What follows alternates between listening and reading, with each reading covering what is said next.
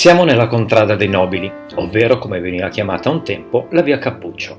Qualche secolo fa avremmo trovato il convento delle monache cappuccine e la chiesa di Santa Maria Regina Virginum, quest'ultima soppressa nel 1785.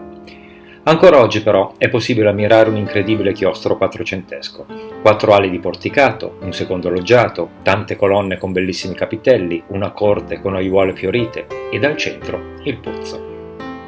La tranquillità e la pace che si respirano girando qui sono uniche. Per fortuna, anche se la funzione è cambiata, l'atmosfera è rimasta la stessa.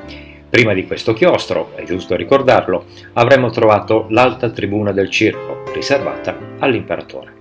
Il convento era invece detto di Santa Maria Maddalena ad Circolo, proprio perché nato sulle rovine dell'antico circo.